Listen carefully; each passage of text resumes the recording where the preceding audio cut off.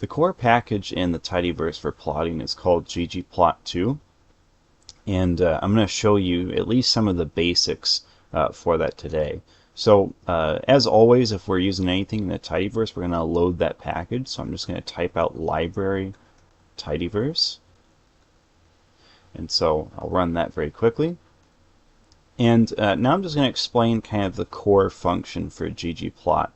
So for most of these demonstrations, we're going to be using this function ggplot.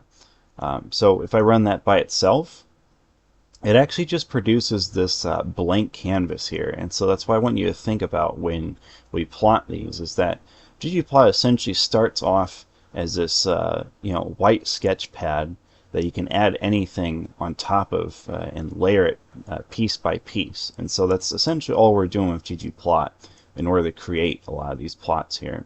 But if I want to use some of the data for that plot, I have to first use that core function. And so ggplot has two primary arguments that are typically used. And so I'll open up this bracket. The first is data. And so I'm just going to put our Star Wars data that we worked with before. And so the second argument is typically mapping. And specifically, we use a function called aesthetic within that mapping. And so what this does is map whatever is inside the data to the plot in some way. To translate that in plain English, we use something from the data to plot this ggplot object. So let's say, for example, we wanted something on the x-axis from this data. We would just set that to x. And so we know that mass is one variable in this data set. If we set that to x, or set x to mass, that will be used in some way in this plot. And in fact, if I actually just run that by itself, you'll notice that now it's added some subtle details here. It's got on the x-axis the values of mass here.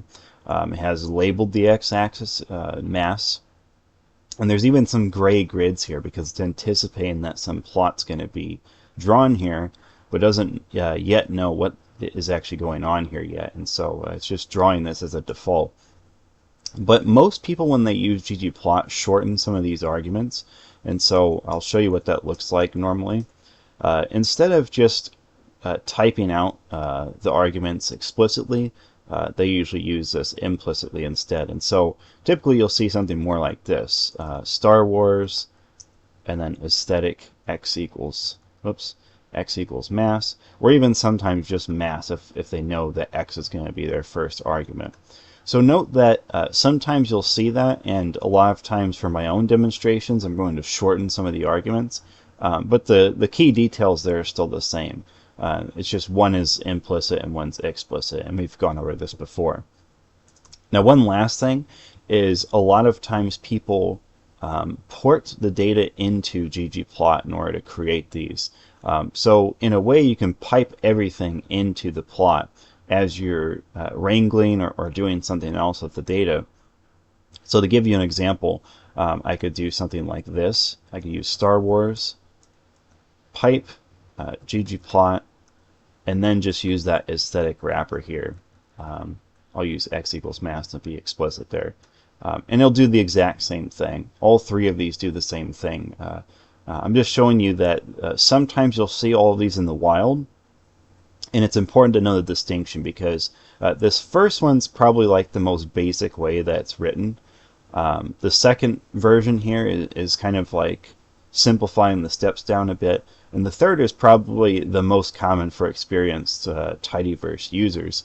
Is they'll typically do some type of workflow, filtering the data, mutating variables, etc., and then they pipe that into their plot in just one sequence of functions.